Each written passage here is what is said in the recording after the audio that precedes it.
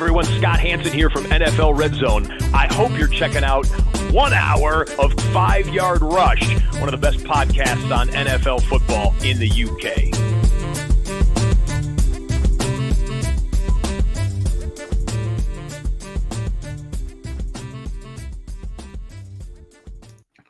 Good evening, Rush Nation. We are back. We are back with another flagship show, and this time covering through what we've got left in the regular season for fantasy football.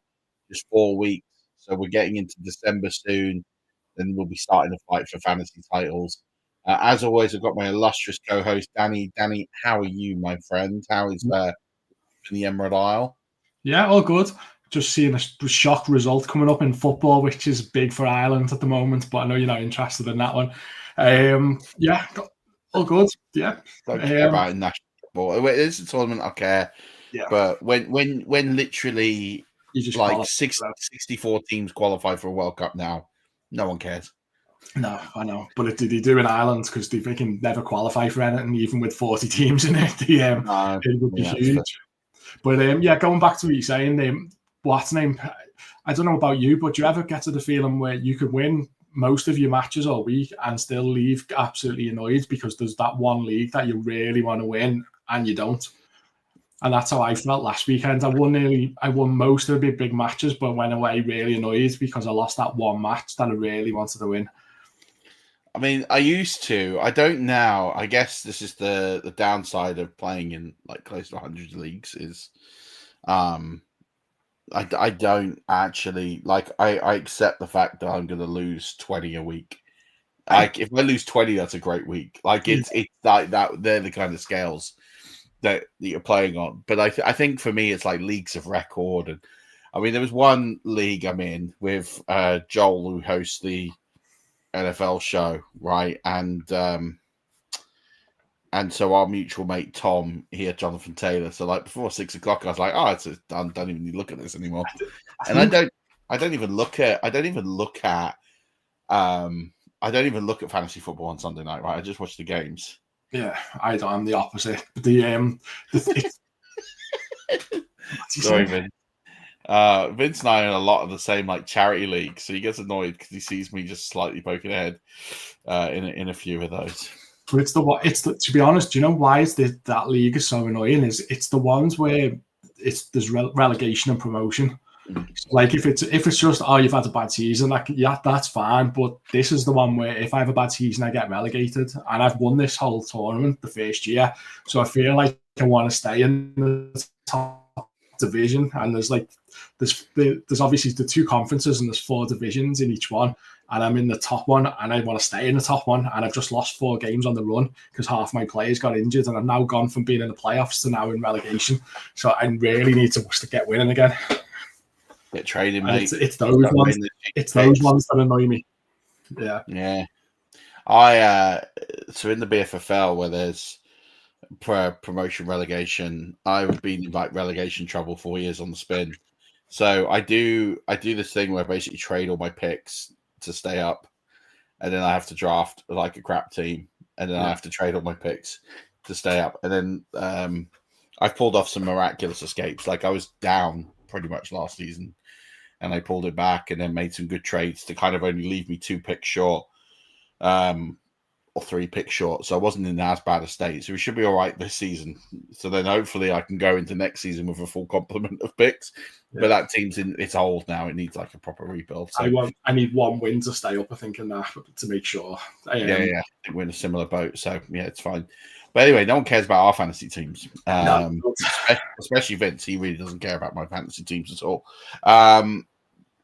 So week 11, we're at sort of a really pivotal part now. 4 weeks to go. Less teams on bye this week, but one of them is the Colts, Jonathan Taylor. So Jonathan Taylor puts a massive score up last week, and then he's going to be off this week. There's quarterbacks down with concussions, left, right, and center. No Jackson Dart, no CJ Stroud. We've got some quarterbacks returning from bye, like Patrick Mahomes, and we're just at this state now where I kind of feel like the elite performances haven't been coming, and it's just about trying to find good performance. I mean, I'm not saying there isn't elite performances. There are elite performances every week, but they seem to be fewer and farther between. And actually, you're just chasing baseline performance, and if you get that, you're probably in a good spot. Do you feel the same, or do you feel like it's different? Yeah, and also harder to predict when they do come along as well. So, like, it feels like when you start the season, you've got a clear in your head of how things are going to go. But this year it just seems to be very volatile, and there's not really consistency. There's like teams might play well for a couple of games, and you think that's it now, and then the next thing they're back dropping points again, and it's very hard to call. And what I'm finding hard as well is that it's very hard to claw it back once it's gone at the moment, because it feels like everybody in your leagues are all clued into things a lot more. So, like, whereas before you could have a bad couple of results and you could go off and pick someone up and then all of a sudden change your team straight away. It's a lot harder to do that now. I feel like you've got to sort of pick the players before they actually even start, sometimes hoping that they're going to start, and then get into it because everyone else has picked them up otherwise. I think that's half of it. I think there's two schools of thought here. One is that, yes, more people are clued in and plugged in. I think that's the leagues that we play in, where we are playing people that are a little bit more plugged in, that are a little bit more switched on in the leagues that we're in, because they're getting content from us and from other people. And I don't imagine home leagues are as that in depth. But I also feel that because of there hasn't been a lot of it, like when we do the tail of the tape of this season, I don't feel you're going to get many people putting up historically great seasons. JSN, Buka, Jonathan Taylor. I think we're kind of be reaching the end, right? So the players that there aren't these big breakouts, they haven't really occurred. We haven't seen rookies come in and really smash it. Ashton Jeanty hasn't really sort of set the league alight. Matthew Golden yet to really do much. Ted McMillan is what Ted McMillan I thought he would be, which was fine, volume based, but he's not pulling up trees. Like, I'm not saying he's bad, like he's performing, but you're not getting those electric stands out. And I don't think there's as many sort of big standout plays. There aren't as many standout performances. I think scoring across the league, I'd love to do a cross section. Feels to me that scoring is down. There's a lot of these scores of like there's a lot of team games. Like we saw 2 10-7s in prime time last week. Like it just feels like that defenses are winning this season. And maybe that will change late on, but it feels like that scoring has been sort of much, much lower. And again, I'm looking at the over-under totals for this week, and you're like, there aren't many. You might know more about this than me, but what I would be very interested to know is how many snaps there are compared to the last few years, because it feels like teams are actually not necessarily even having as many snaps as what they used to have, and it's more tactical in a way that they're not. They're not just trying to throw it all the time or run all the time. They're actually slowing it down a bit and not having as many of them. I don't know if that's true or not, but it just feels that way at the moment. That's a good question. I don't entirely know. I can go and run some analysis. It's not something that I can do in the short. We can have a look at it another week, but it was just something that was puzzling me a little bit. It was like, as you say, there's not huge standouts, and I wonder if that's part of it, is that there isn't as many snaps as there was. Mm-hmm. Yeah, it might be interesting that might be the case.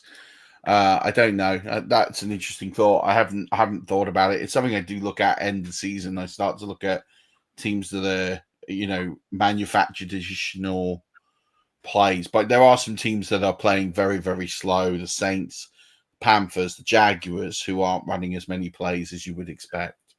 And then there's other teams, isn't there, likes of the Chargers, not Chargers, the Rams, who are getting 4 tight ends involved, so that it's also getting spread across more players as well. There's certain teams there that normally you'd think it'd be the first 2 or 3 players, but instead there might be 5 or 6 of them. Like obviously we always say about the Green Bay is always like they've always got 5 or 6 players, no one real standout. They all spread them. But it feels like other teams are doing the same as well. Yeah, I definitely agree with that. I think we're just in a point where I think innovation on offense hasn't really.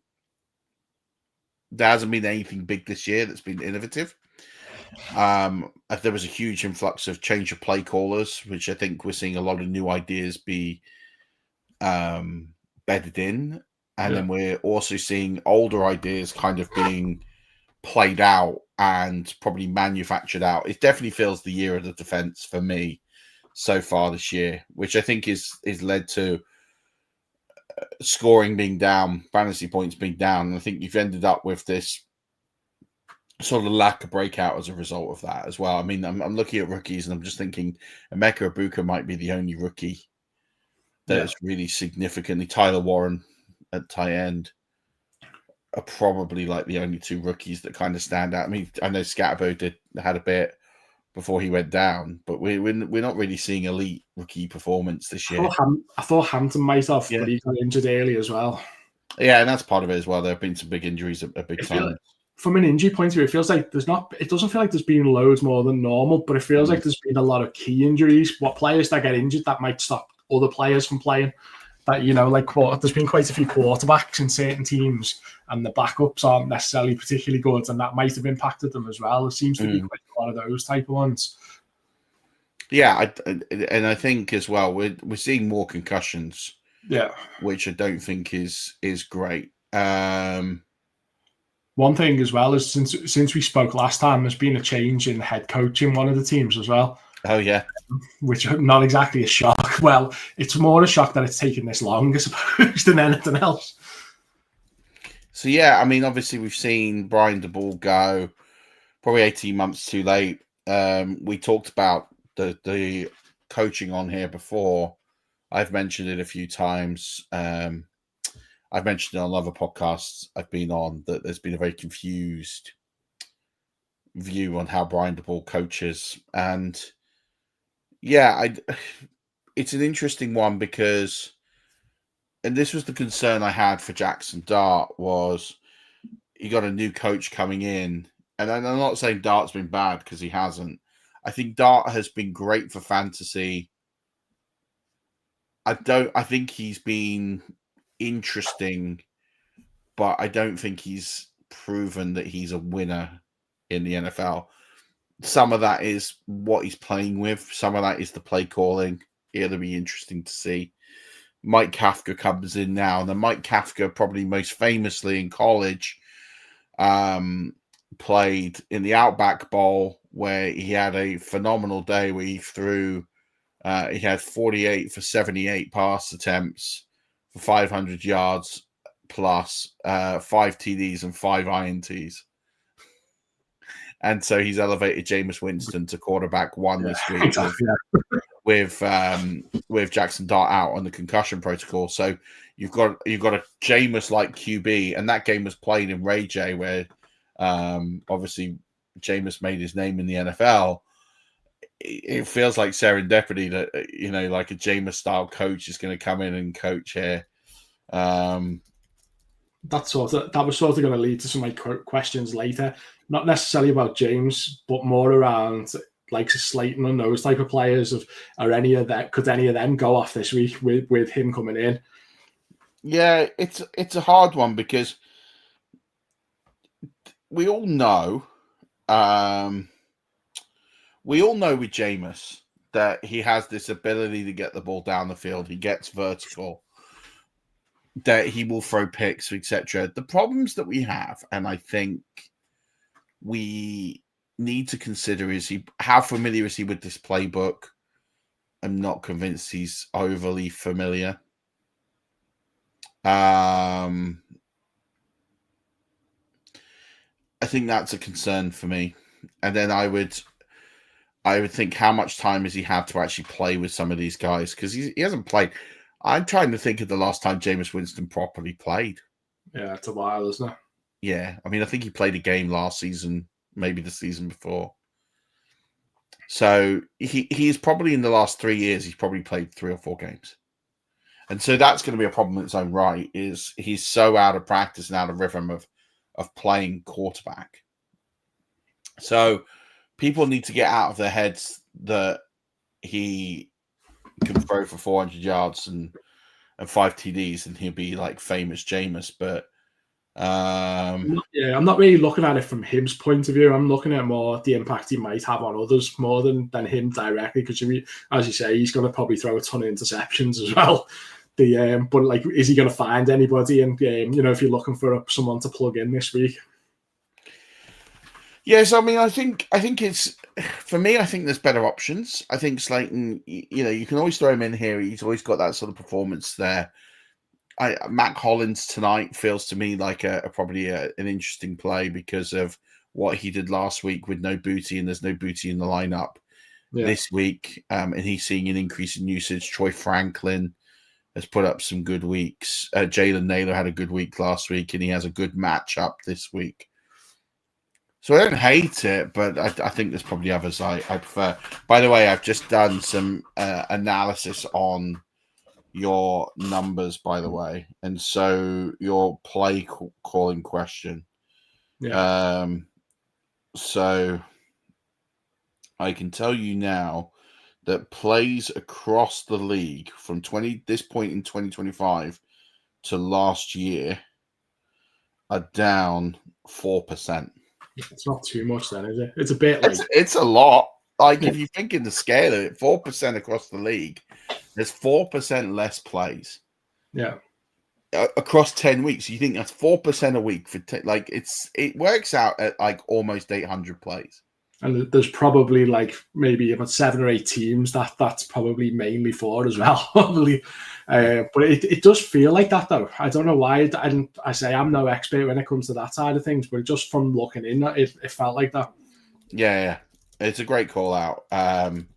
So yeah, I'll get the team by teams and see if there's anything that statistically kind of rolls out there. But yeah, it is interesting. I'd say the Eagles are probably one that are playing less call. They don't seem to be doing as many things, but they're still winning. Yeah, I mean, I can tell you now that the Eagles 24-25, and again, there is a bit of variance in his because depending on when they had the bye, so we have to be a little bit careful that buys will play a small part in certain teams' numbers. Where if they had a late bye last year versus an early bye, this year, right? So we have to be a little bit careful reporting this as like 100% fact without mapping that out. But yes, the Philadelphia Eagles do look like they have dropped about 65 to 70 plays, which is about 10%. But if they had a late bye, then that kind of tracks. So they were in 2024. They were on a bye in 5. Week 5. And this year they were on a bye. Okay, so then they've dropped. They've dropped a significant amount then. So yeah, they've dropped like 12-13%. That's So that is quite significant. So I'm actually just that doc that you and I have got, I'm just going to run these numbers so that you can see them, pull out anything interesting.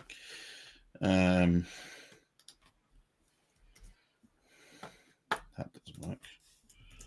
Okay. So from a Giants point of view, then who do you are they in there not going to appoint anybody properly? Are they till the season's over? Unless someone magical comes along and they want to get a jump. If they have a guy, then there's always a consideration that there could be someone there. But I think for me, I look at them and think Kafka will probably have the reins for a while. We know he's an offensive-minded coach. He's a former quarterback. He's not called too many plays in the NFL. He's quite a young coach as well. So it's going to be interesting. This week is a bit of a free hit, I suppose, because you got Jameson, who's played like 4 or 5 games in the last 4 years. So I'm not too convinced that you're going to get loads out. I think I would stick to pretty narrow tree. You might sprinkle Slayton and sort of gamble on there being some upside, but it is a gamble. Yeah. Wandale feels pretty safe. And then you've got, Tracy will get a bit of volume. He seems to be the lead. Could be the play. Pardon? Theo Johnson could be the play this week. A little bit as well. Could be an interesting. But, I mean, Jameis has never statistically peppered tight ends. He's had good tight ends in his career. But how much of that is a Jameis thing? How much of that is a scheme thing? Yeah. Is he going to be the good soldier? Is he going to go off-piste? In truth, we don't really know. Again, when you've got a guy who's bounced around different teams, the Jameis I know says he won't care and he'll do his own thing because that's the type that we've seen. And I go on what I know versus conjecture. Yeah. But I don't like the bottom line is when you don't play the quarterback position every week, your reaction times slow down. The way that you read the game, and you can have acres of experience, but it takes you time to really kind of get going and play. Yeah. And he's playing in a big market with a team that's struggling. That pressure is going to really play on him a lot as well. And when Jameis is like that, he can just go absolutely like crazy. Like he can throw 3 picks in 4 drives. Like we're talking this kind of thing is possible with him. I kind of think I look at him archetypally. I think he'll use Wandale a lot. I think Slayton will get a bump. I'm not sure that Theo Johnson is a guy I'm sort of leaning on. I've kind of got him on the end of the back end of QB1 because the one thing I do know is if Jameis can get the offense moving, they'll get red zone trips, and then that will boost Theo Johnson's profile. He will like to throw to a tight end in the end zone, or especially in the red zone area. So if he can get the offense moving, I'm not convinced on the ground game. I think that ground game is going to struggle against the Packers. And I think the way I look at this, and we've seen the Packers just shut down offense after offense all season, I do think it's going to be a real struggle for Jameis Winston. There's that the over-under at the moment is, the line moved backwards when Dart was ruled out. It opened at 43.5. It's now moved to 42.5 over-under. So -7 as well, isn't it? For they're about 7 points favorite. You got 2 teams that aren't, again, with Jackson Dart, they've moved him back a point, which makes sense because Dart was getting stuff done. He's running in touchdowns. He's getting the sticks moved. Yeah, I look at that game, 42.5. There's a very strong candidate for the under there at 42.5. So I think if you're looking at Jameis Winston's come in and put up 20 fantasy points for you, I don't love it. What I will also say is this. I was on a waiver wire needing a quarterback this week, and I had the choice of Jameis Winston, and the usual, like Dylan Gabriels and the Tours, and there were a few others down there. And I just think when all much of a muchness at the bottom, like the bottom 5, bottom 6 quarterbacks in the league, or even bottom 8, at least Jameis gives you a bit of hope. Like there's no circumstance in the world am I ever starting Dylan Gabriel as a quarterback unless he's the only available quarterback. You got Davis Mills. I've got Davis Mills ranked above Jameis Winston this week because of the matchup.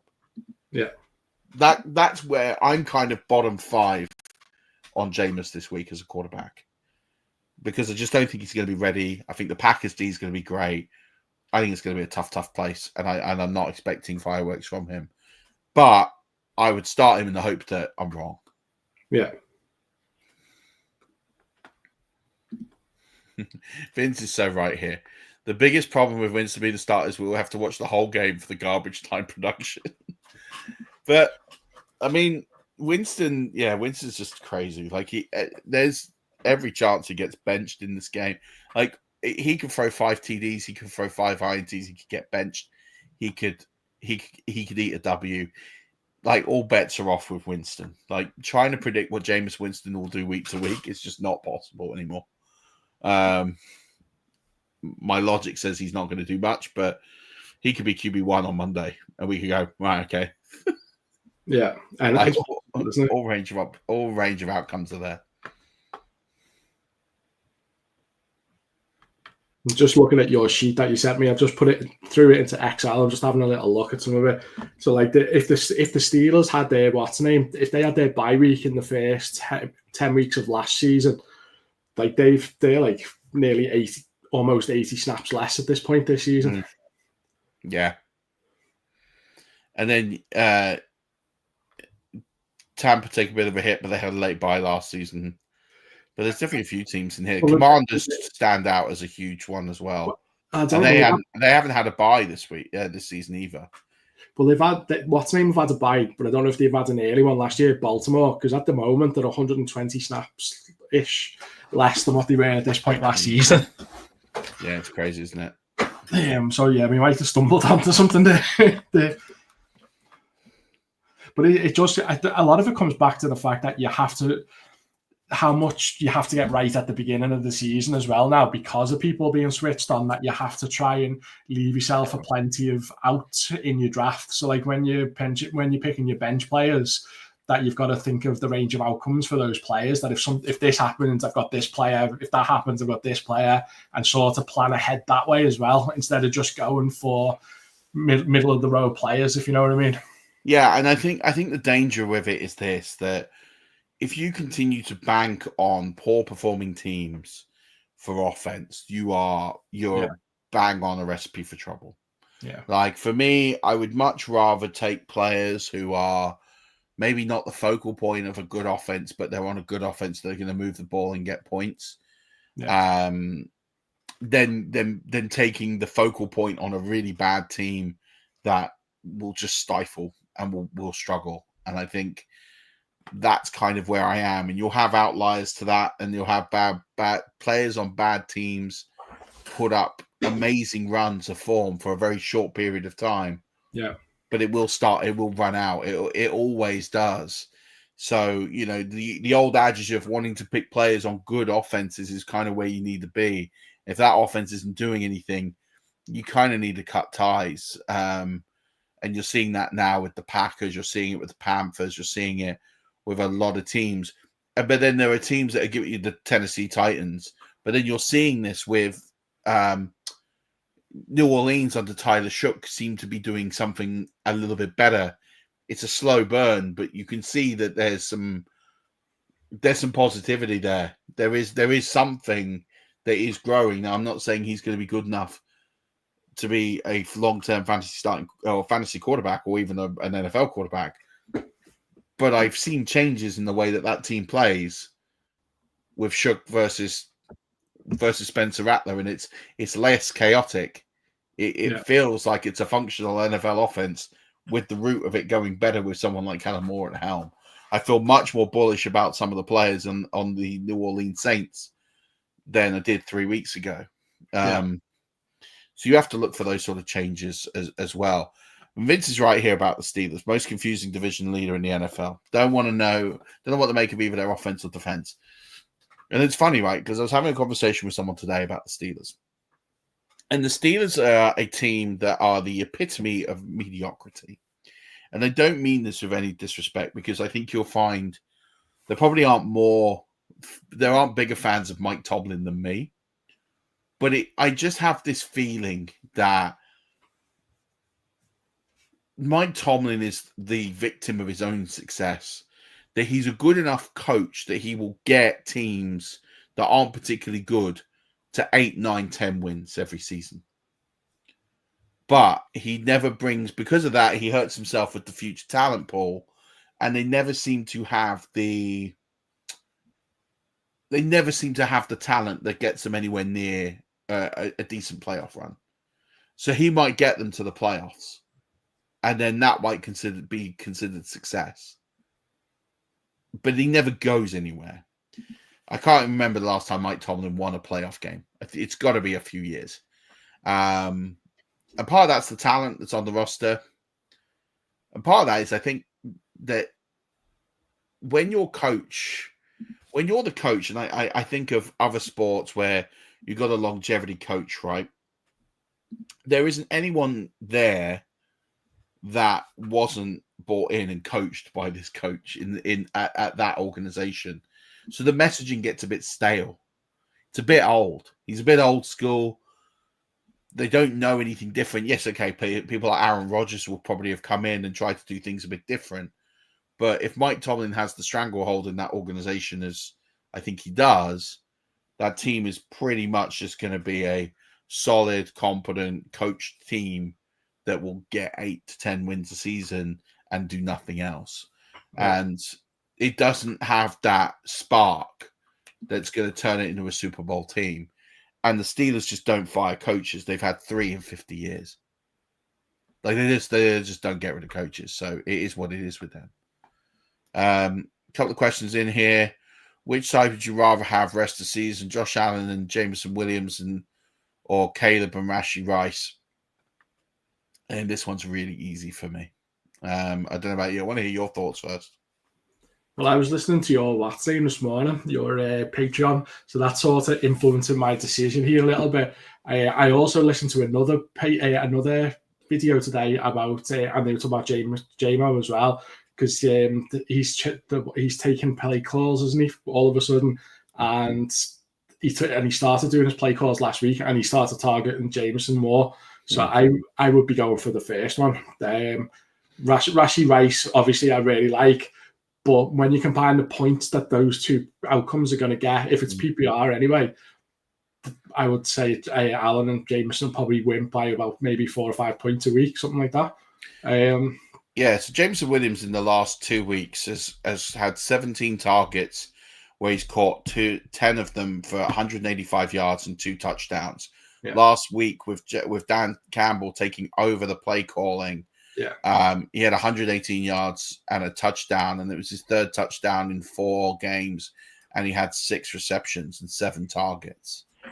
So the tide is turning on Jameson Williams, and a lot of that is because of the fact that Dan Campbell has come in and is taken over the plays, and he's taken over the play calling. He's like, I've got a dynamic first-round receiver here.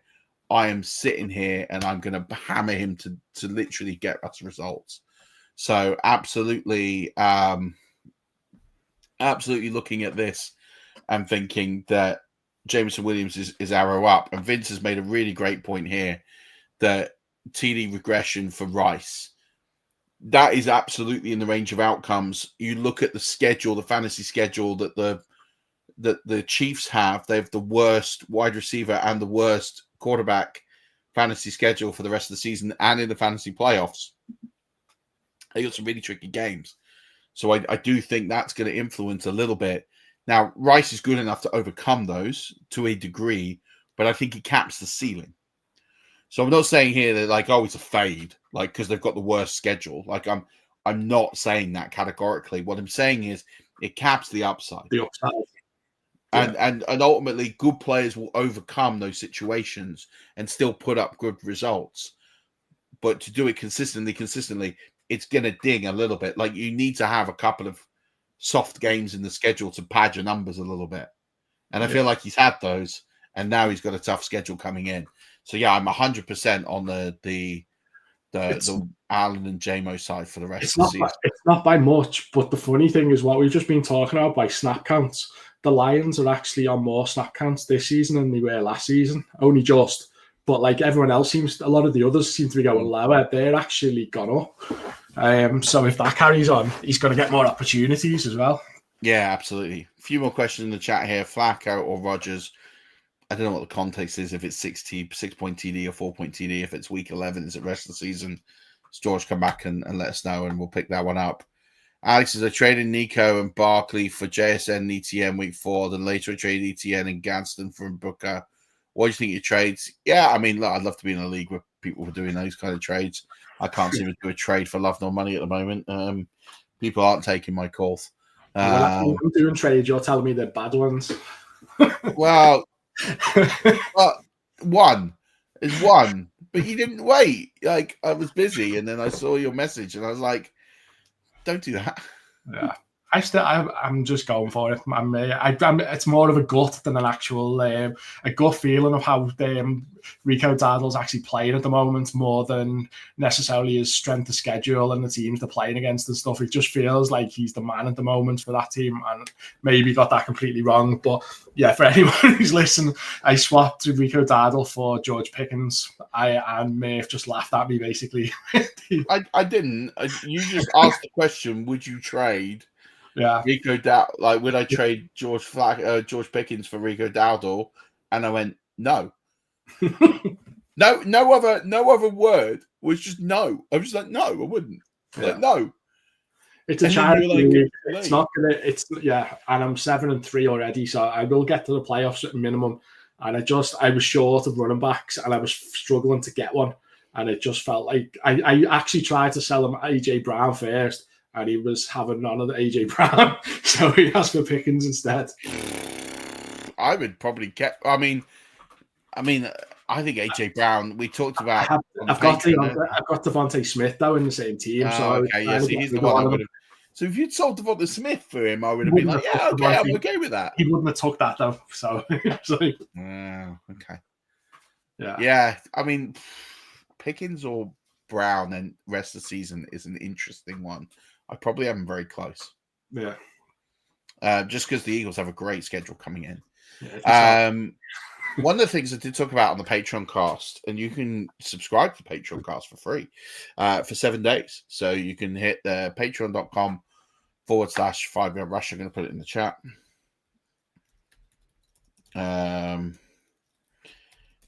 You can sign up for free for a week, and you can try it out. And what you'll do is you'll get access to the Patreon cast. I dropped that this morning. And I did a lot of stuff. Basically, it's like a massive brain dump, okay? There's no rigid structure. It's what I find interesting from the past week, what I think is really interesting going forward, some trends, some statistics, bits and pieces, right? I talked about today, I spent 30 minutes talking about running backs. And I pointed out that since 2012, there has never been more than 7 players that have broken 300 touches. We're week 10 done of the season. 17 players are on course to break 300 touches. That's not going to hold. So I broke down who I felt are the candidates to fall short of that and where there's regression in touches over the next few weeks. So, and I put different theories out there, and a lot of it is conjecture and using some analysis and experience for that, and just basically putting an analyst's head on, trying to predict trends with data of where touches have been going the last few weeks, and looking at potential scenario planning as well. So I do recommend it. Do check it out. Has been another question in the chat. I was just going to say it was really good today's one. There's so much information in there about planning for the rest of the season, from strength of schedules, but also around players you might want to shift because most trade deadlines are in the next week or two, and some of them have obviously already gone as well. But like of players that you might want to try and shift now while you can still get rid of them, and the players to focus on as well. So there's a lot of information in there. To the point where I was listening to it, and then I'll probably go back and listen to it again at some point because there's so much info. So Vince has asked me, why is that happening? Healthier seasons, game scripts, and it's bizarre.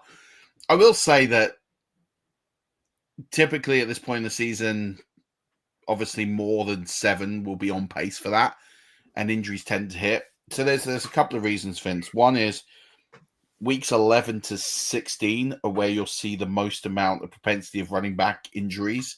And that's something I've looked at over the last 10 years. You'll get a 40% higher rate of injury at this point of the season now that we're entering than we will before or after.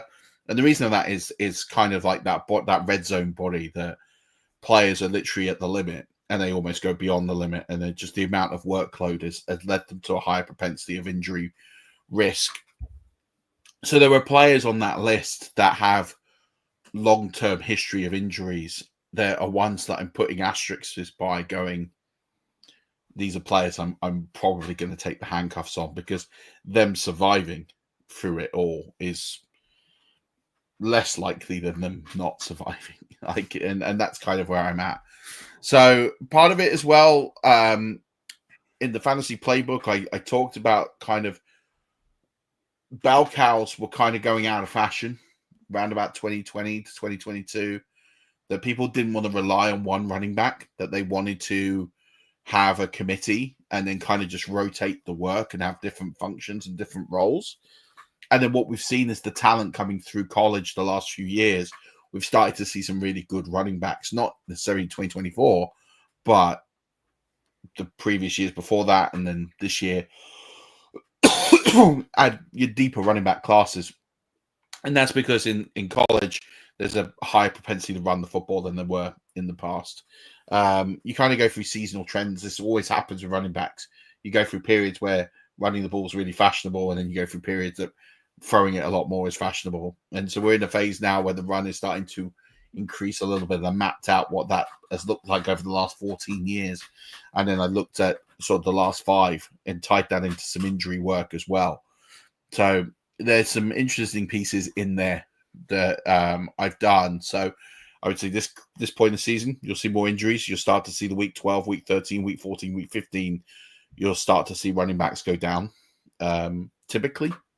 And rested as well. And then you'll start to see some workload shifting where there's scenario planning for playoffs, contractual. You, for example, are the Vegas Raiders silly enough to run Ashton Jeanty out there for 25 touches a game, knowing that they can't do anything this season? Or are they going to stockpile him for next season? Like, good teams will make good decisions there and start to cap his workload and just shift it to Mostert. Others, really bad teams, will just continue to run him. So we'll see what happens there. But there are some scenarios there. There's a few teams, isn't there, that you were thinking about like that, the likes of Barkley and Barkley. So Barkley, Indianapolis. I won't spoil it all, but there's a few teams in there that I sort of highlight, and I go through each one and give a view of what I think is likely to happen. And in the past, I've highlighted potential. I've called players before an injury's happened that this is a player I don't expect to get to 350 touches. And every single week now, I'm going to start looking at this in more visibility in terms of players that are just high propensity risk for injury because of the amount of workload, if they're not managing that workload. So we'll start looking at the touches per week now and start to see how that's being managed. What I will say is that I'm a guy in England noticing this trend over time. There are far smarter people than me in the NFL who must realize this and therefore do something about it, and therefore reduce the workload to stop this from happening. So I'm also calling that that it's either going to be they've realized that a running back is close to injury and therefore we're going to reduce his workload, or we're not smart enough to pick that up and we're going to run him to the ground. So we're just trying to hedge a little bit where elite performance can take a dip 5-10% and what the impact of that could be. But that's all in the Patreon cast. Will's asked, and he's been waiting patiently, would you do Swift, McMillan, and either one of Pearsall, BTJ, and Tracy for Bijan? No. No. 1, I hate 3-for-1 players. 2, Bijan is very much on my list of players who I'm concerned with workload for the rest of the season. Because, let's be honest, if the Carolina Panthers beat the Atlanta Falcons, they're finished. Their season is finished. So are you wheeling Bijan out there 25 times a game? You're probably not. You got enough of an investment in him to where you're not doing that. So I just don't want part of that. And admittedly, you're looking at the players here. That 3-for-1, I mean, I don't love 3-for-1s. And like, I get it that you'd be upgrading Swift, but losing McMillan, who's a solid wide receiver 2 most weeks, and also on top of that, Pearsall, who could usurp up, Brian Thomas Jr., who should be continuing to do bits if he's healthy, Tracy is a depth piece. Like, it's far too much. I couldn't get there. I couldn't get there, mate. No, especially with how many people you got to start there. So in a 3 flex, 3 wide receiver league, yeah, no chance. No chance am I giving up that kind of capital because you only have to start 2 running backs. So I would be giving that up, especially in a 3 wide receiver league where that value of wide receiver does go up. You've got a good wide receiver core there. I wouldn't be breaking that up for Bijan.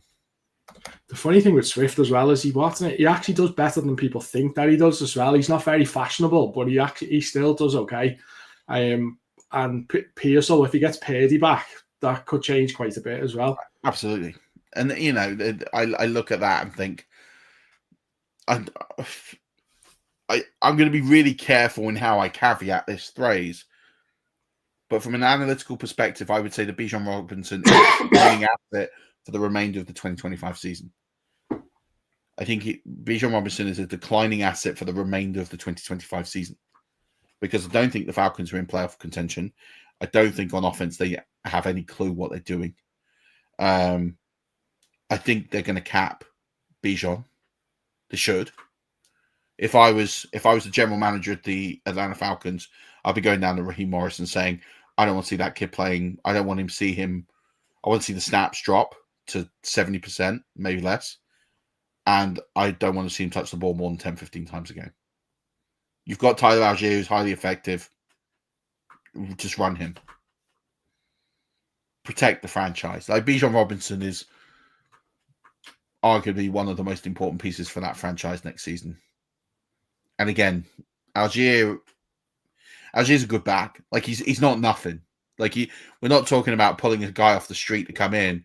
Algier in the red zone at the goal line, he's very, very effective. He's a very, very good running back, and he will do a job. And your production isn't going to lose huge volumes here.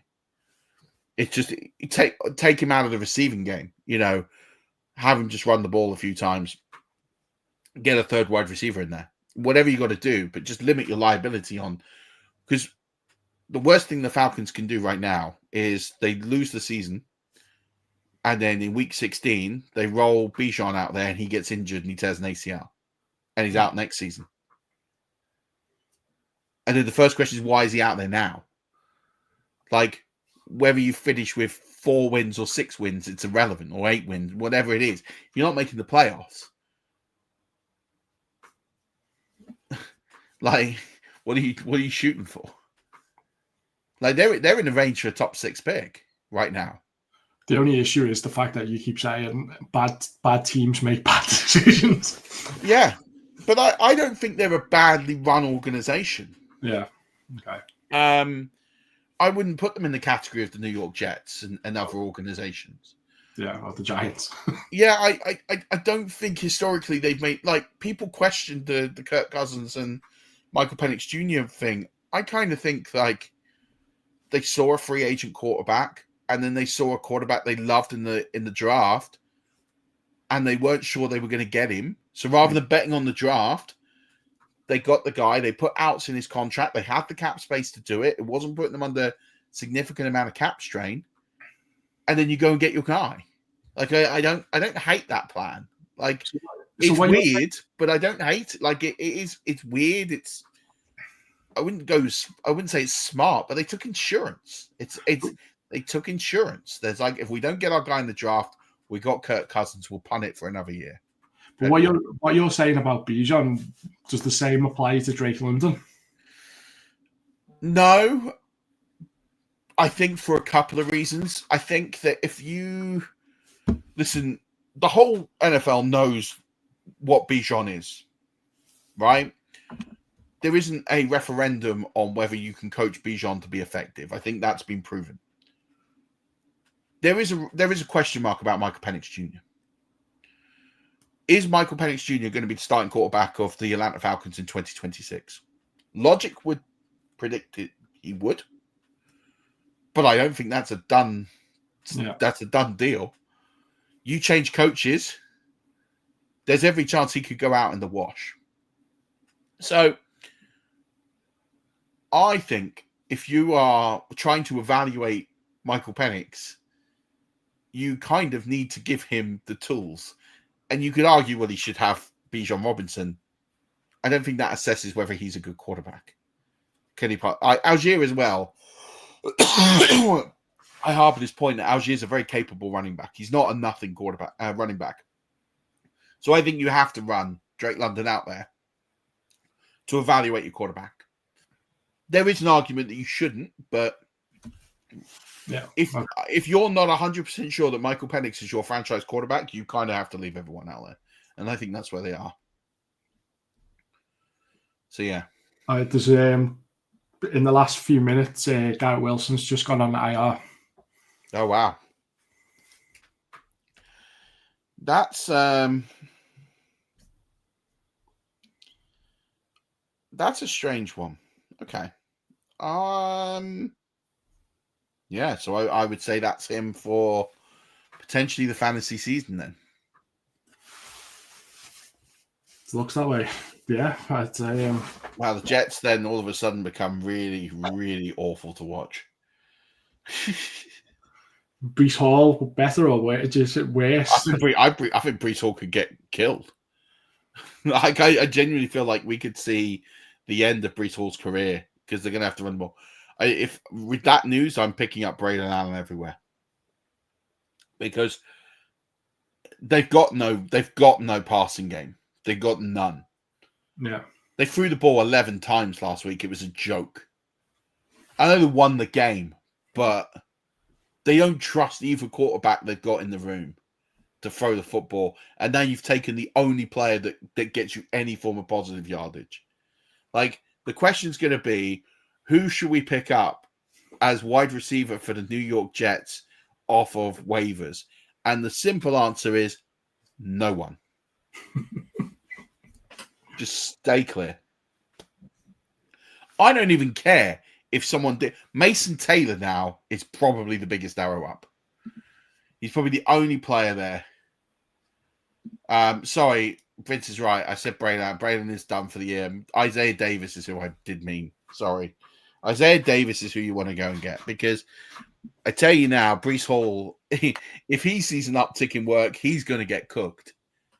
And then all of a sudden, that's going to be him gone, and then all of a sudden, you're there.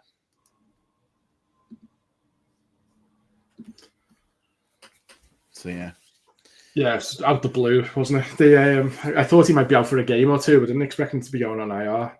Yeah, I mean, he was a player I wasn't too high on this season, mostly because of Justin Fields. So I don't have loads of exposure to him, but I don't either, to be honest. Not much. Excuse me, but that is quite a shame. Oh, I hope he recovers for sure, because the league does need good players.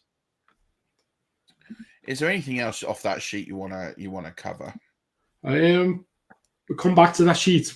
Before we just a couple of things before I look at that sheet is just looking at like key this week, obviously for people that are looking to try and get into those playoffs. Yeah. So from a James Winston was one questions around. Another one was around, and you sort of covered it before where you talking about AJ Brown. Was that AJ Brown versus Devontae Smith? Because it felt like at one point Smith's targets and stuff were actually going past AJ Brown's, or it could just be a coincidence at the same time. As what you thought about that? Yeah, and I think that there's a world where people tend to think that they follow the initial trend of, oh, well, Smith is flavor of the month. I would look at that, and the usage where Smith went absolutely great guns was 100% against the Vikings was a scheme tactical decision as opposed to just something that changed overnight. Let's get this right. AJ Brown is a better wide receiver than Devonta Smith. They're two very different wide receivers, but AJ Brown gives you the ability to win inside and outside. He has a much bigger range of skills. He has a better catch percentage. He wins more contested catches. He gives you opportunities to win all over the field. Devonta Smith is a speed guy over the top. Maybe doing him a slight disservice with his route running, but you know, he beats people with speed, but he's not going to win those big contested catches. He's not going to be a big red zone guy. So when you've got that utility and you've got a player who can win in different ways, I'm always going to take that player. He's got everything else that would point to him being the guy. He's got the big money contract. He's got the faith of the GM. They traded multiple picks for him. He's got that relationship already steadied in, and they got a great schedule coming in. So AJ Brown, for me, is on the fringes of the wide receiver 1 conversation. I still think Devonta Smith is a wide receiver 3 rest of season. Okay. So just a few players that you're higher on than probably consensus from a quarterback point of view. You've got Stafford up at 7. So I think Stafford's normally 10 to 15-ish, but he's quite high this week at 7. Flacco you have at 10, which again is higher than probably what a lot of people might have him as. Mariota at 12. So they were 3 that jumped out at me from a QB point of view. All of those 3 games are the highest over-under games on the slate, with the exception of the Bears, Vikings, Bucks, Bills, I think. And then there's, on the flip side to that, I think Bo Nix at 20 is probably the lowest I've seen you have him probably this season. That offense isn't running well. The Chiefs' D's are pretty good. Yeah. Pretty good defense, and coming off a bye too, they're going to be healthy. I haven't seen enough out of that offense to be more confident on, and it's not a Bo Nix slight. It's just that whole offense as a whole. So I've dinged everyone as a whole. Yeah. And then the other one, which I thought you had at 24 already, and I was looking at it, and based on what we've just said, it might change. You've got Justin Fields at 24, and I'm just wondering, does he stay at 24 now that Wilson's gone as well? Yeah, I don't think that changes too much for me. You can't reach him with his throws anyway. Yeah, and I just think he'll get it with the legs. Yeah, I think he'll just run more. So that leads me to one other point that it's been mentioned a few times before, but Mitchell, because I'm just looking through the depth chart at the Jets and trying to figure out who their wide receiver 1 is actually going to be, because they're all that bad. Maybe Mitchell all of a sudden, because they've just got him in, maybe they do start using him a bit more. Yeah, but it takes time, right? It's not a running back where you're coming in and you're learning lanes and gaps in the offensive line. Yeah. The playbook is 80 to 160 pages long. You have to learn all the phraseology, all the terminology. You have to learn the cadence, the rhythm, the steps, the motions, the pre-snap calls, the post-snap calls, the audible calls. Yeah, I'm not talking about like as a wide receiver 2 or something, but I'm talking more as a dart throw that if you were desperate. But this week, I don't think he's going to have enough time. And there's only 2 teams on a bye as well. So yeah, the problem is you. So I talked about this on the Patreon guys with Rashid Shaheed. Yeah. Rashid Shaheed ran 62% of routes last week. And that's high for a player who doesn't know the playbook. And he's quite an experienced NFL player. I just can't get there this week. Rest of season, he becomes an interesting ad. Yeah. Not as anything I would expect to come true, but as we talked about it when we did the trade deadline, I look at that and there's something there that makes me kind of go, okay, I'll buy in a little bit and we'll see what happens. Not expecting it, but there's a chance. But this week, absolutely not. He just won't know the book. It strikes me as the type of one that, when you're in that final, I remember last season, Valdez Scanlon, and you were throwing him into lineups all over the place as that one player that might go off. It feels like he could be that type of player, if you're desperate right at the end and you need someone just to make a difference and just see, just go all in. He could be that type of player. A little bit. I worry about how much time he's going to get to be like that. At least MVS has been on the roster, he's been done in preseason, and feels as bad. And then there's that element as well. It's going to be interesting. I'm intrigued enough to add him in a few deep leagues and see what happens. But I think it's an optimistic hope, not something backed on science. And then getting away from quarterbacks, running backs. 2 that I thought you were particularly high on this week was Jaylen Warren at 5 and Dowdle at 8. My man Dowdle for the week. I mean, Warren's pretty simple. He's playing the Bengals. Yeah. Probably the worst rushing defense we might have ever seen. And your man Dowdle, I just think it's a tight game that the Panthers have to win. I can see them leaning on Dowdle as that explosive player against the Falcons to try and generate the offense for them, because that's their blueprint to success right now. And it's a must-win game for both teams. And in those close games, that's where I'm looking at it. Yeah, what's name worries me. Henry, because I really need Henry to do something. And just put my charger back in because battery's going dead. The what's name?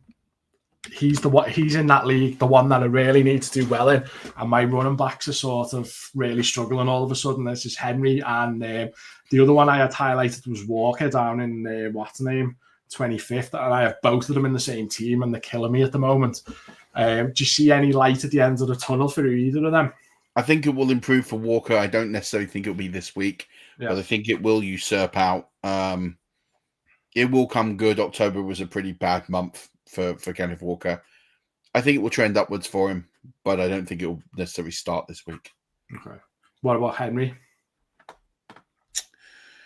I mean, it will definitely trend up for Henry. It's a case of when and not if. This week, it's an interesting one with that matchup against the Browns. There's two schools of thought. If they are miles ahead, then that's really bad. Yeah. We kind of need Quinton Judkins to kind of have a really good game in this one to keep it close so that Derrick Henry has to play and get the opportunities. So I worry that this could be a blowout. And if it's a blowout, they're going to go to Keaton Mitchell and Justice Hill to see it out. Yeah, that's exactly what I don't want to happen. But yeah, I could see it happening. And then wide receivers, two that jumped out at me, you have Waddle at 10 and you've got Pickens at 13. So that they were quite high compared to consensus.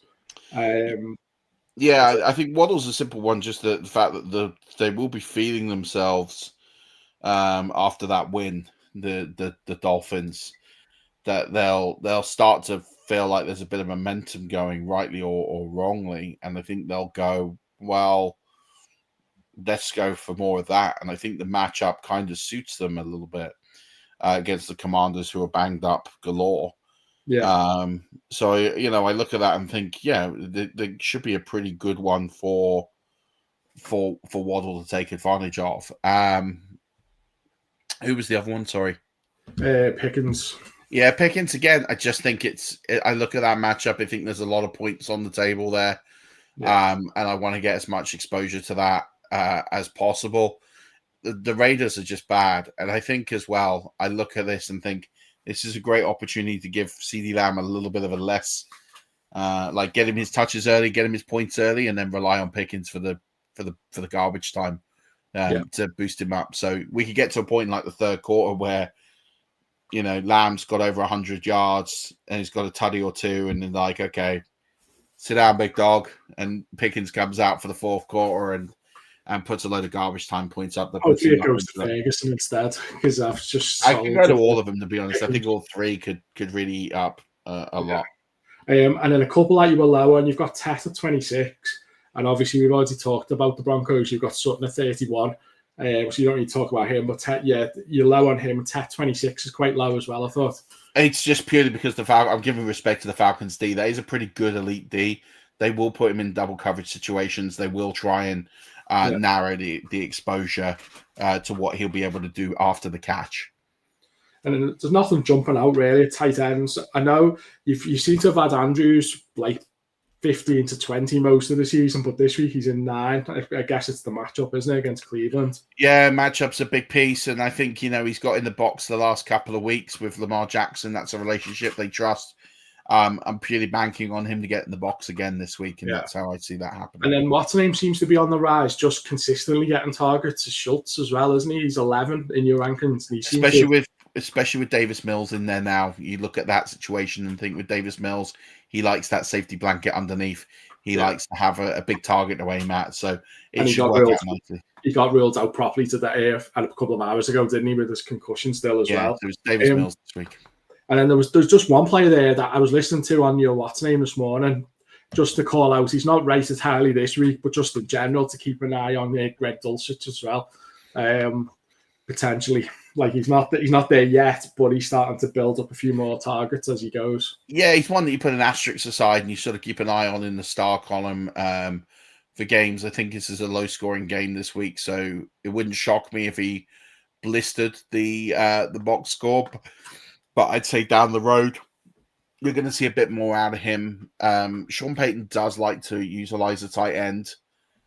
It hasn't quite happened this season. We've seen a lot out wide, and maybe they're setting up to do something a bit different in the final third of the season. And Greg Dulcich has seen an uptick in routes run. He's seen an uptick in targets. It's kind of one of those that we're predicting something before it happens. And I see a week or two here where Greg Dulcich is going to get in the box and he's going to be fantasy relevant. Will it happen before the bye? Probably not. Will it happen after the bye? Probably at some point. And then TST-wise, it's a lot of the usual suspects up at the top end. You know, your Patriots, your Packers, the Texans, and then the Ravens, obviously, because of the matchup this week. Falcons, Bears, Broncos. That's like the top 7 in that, not necessarily in that order, but like the ones you would expect normally each week are the ones that are up there this week based off the fixtures. That's pretty much it from that. Let's see if they get anything else. Is there anything else you want to talk about at the moment? What I would say is looking at running back situations, and I cited Chad Parsons' research on Football Guys for a bit of this, is looking at teams that are getting high leverage outputs of their running game. So, you know, the teams at the moment that are really doing well in the running game are the Chicago Bears, the Denver Broncos, and the Jacksonville Jaguars. What that kind of means is that Swift has usurped up over Monangai, and where we've seen this uptick is because they found a really good way to run the football at the moment. And I actually think Monangai taking some of these low-value touches away from Swift is making him a slightly better running back as well. So that seems to be quite a good motion at the moment. With the Broncos, it looks like J.K. Dobbins is injured, so he could be out a couple of weeks. RJ Harvey kind of steps up now. This could be a really good time for him to kind of take over. And then the other one, and you're going to hate this, is that I'm calling an end to the Badashal Tootin era in 2025. Like, it's dead. He is done. Unless Travis Etienne gets injured, Travis Etienne is the guy for the remainder of the season. Like, you know, when we talked in the off season, I talked about Travis Etienne was going to be an amazing pick for someone that late, and you're going to look to get half a season where he gets the job, and if he continues to do the job, he will do quite well. And if you get this Badashal Tootin takeover, it will be late in the season. It ain't coming. I'm telling you now, it ain't coming. Like, I hedged my bets. So I took tons of Tootin in Dynasty, and I took him in best ball, but I took Travis Etienne in redraft. Yeah. So I've sort of, it's not worked out as bad as I was expecting. And the way that these injuries are all lining up, Brian Thomas Jr., Travis Hunter, Brenton Strange, you know, it's all wheels up Travis Etienne. Now, I'm not talking him as an RB1, but he's going to put up solid RB2 numbers the rest of the season. And he's going to greatly. We look back at the season, the post-mortem on this. I remember having a discussion with Jim Coventry on this. And Jim Coventry was massively against the view that Travis Etienne was the guy. And I said, well, he played hurt last season. He didn't know that. And I've always felt that if he got injury-free, he's playing for a contract as well. Yeah. Probably the greatest motivation you're going to have. So I think he's going to have a good one. Appreciate you, Vince, for dropping on. Couple of other things. Sorry, go on. Yeah, I was just going to finish this thought of teams that at the moment that aren't leveraging their running back touch as well. One is the Chargers, which, I mean, Vidal is getting a lot of touches, but he's getting them in really poor situations. And actually, if you look at the Chargers, and this includes with Marion Hampton, and something to look after here, they've only had 1 week where they finished in the top 10 as a rushing unit all season. So there is a concern there that it requires high dependency volume in low value situations in order for them to be fantasy relevant. So Kiami Vidal had 26 touches last week, and I still don't think he was a top 10 running back last week. Yeah. And that's what I'm talking about. That situation of if you're going to buy back into Hampton or you're buying into Vidal and all these, you have to understand they need to run the ball 20 times to be significantly fantasy relevant, because that situation is they're not running it in the high value situations, which is a big part of that. And that's the same goes for the Patriots.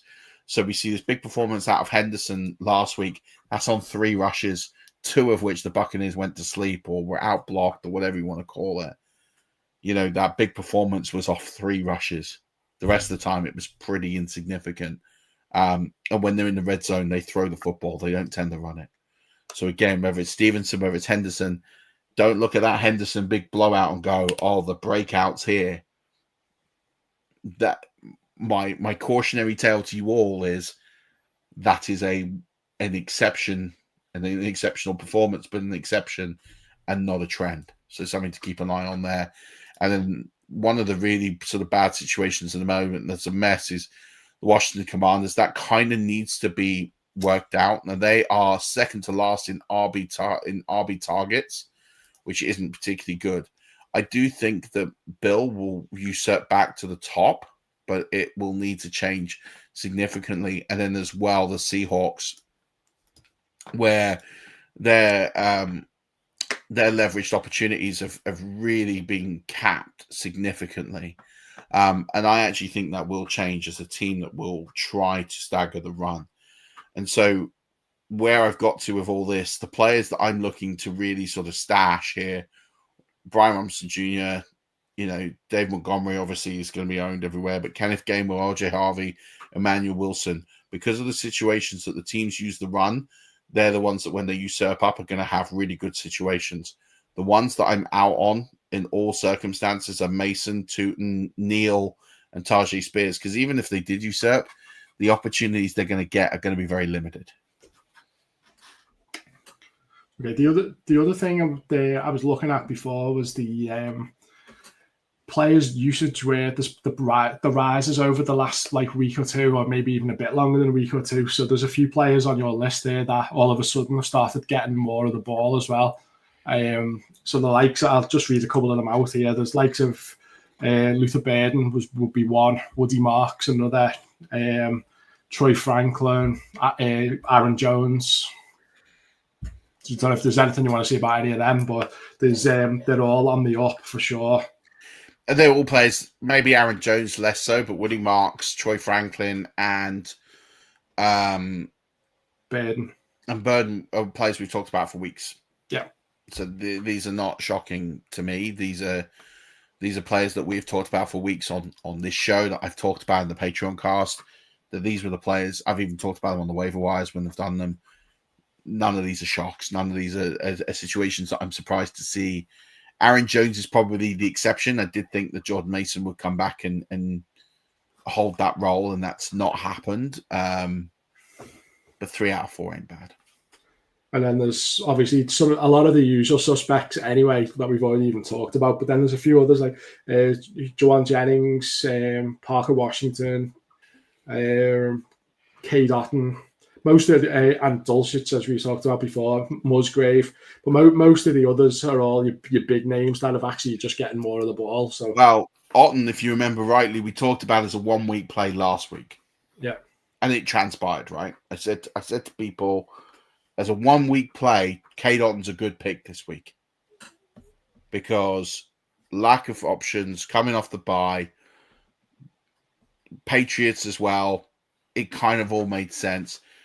He's a passable option this week. I'm less bullish on him this week than I was last week, but I think that window shuts after this week on K. Dotton. He's not a player I'm looking to invest in long term. Godwin will be back. Bucky will be back. That role goes away pretty quickly. And then there's your wide receiver matchups.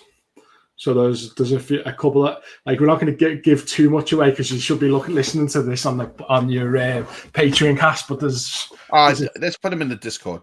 Yeah, we'll put some more in it. But there's a few that jump out there that are, potential ones that people wouldn't even be thinking about, because you've got like Trey Tucker as being a decent shout this week as well. But obviously, yeah, the most of the information there we'll put in the Discord, yeah. Yeah, I would say that I like Lockett this week as well, as an ad. Not like as a huge shouty ad, but as someone who can potentially break into the wide receiver 3 conversation. Him and Tucker have decent matchups this week. Tucker has a really good matchup, but I just think Lockett kind of fits that offense. He knows the play caller. He knows the quarterback. He doesn't need time to acclimatize because he knows that situation. So, and we saw it last week, right? So I think, I look at those two players. They might be reasonably okay this week against the porous Cowboys defense on Monday Night Football. There was a few what's name as well. I remember you talking about, we always talk about which are the best handcuffs, and there's already some of them starting to even produce as well. Like Brian Robinson last week for the 49ers already started to see more touches, and he scored a touchdown as well. Game script kind of dictated that game was a blowout. But I'm not saying to start him, but what I'm saying is at least you can see that the opportunities were there, and like if it goes well, you've got him stashed on your bench as well. Sure, but I'd say that I look at some of the performances that late window last week were all blowouts at halftime. Pretty much, wasn't it? So they've rested CMC. They brought Brian Robinson in. I wouldn't take any production that I saw there with anything other than, well, if CMC went down, Robinson is going to be good. Yeah, I think we kind of knew that. So, but he's still on a lot of waiver wires. Yeah, I mean, I'm adding him because if CMC goes down and this goes to those touch rates, CMC's already touched the ball nearly 250 times already. Yeah, 249, 250 touches, depending on where you get your source. So, and everyone else in that team keeps getting injured as well. So why not him? So, you have to look at that, and he's the premium handcuff out there. And if he's available in your league, you need to stash him. You got a player that's pretty close in the next 3 weeks, could be hitting 300 touches for the season. Yeah. He could be on course to break 400, 410 touches, and when that happens, that there's a chance that something could go wrong with him, as it has done in the past. So yeah, he's a player you got to own the backup for. What's your how do you see? Obviously, we know who we think is going to win it, but how are you seeing tonight's game going? I'll be in bed. I'm not staying up to watch the New York Jets. I've got no desire to watch the New York Jets. No Garrett Wilson. The lines moved to New England being favorites by 12.5, over under 43.5. I mean,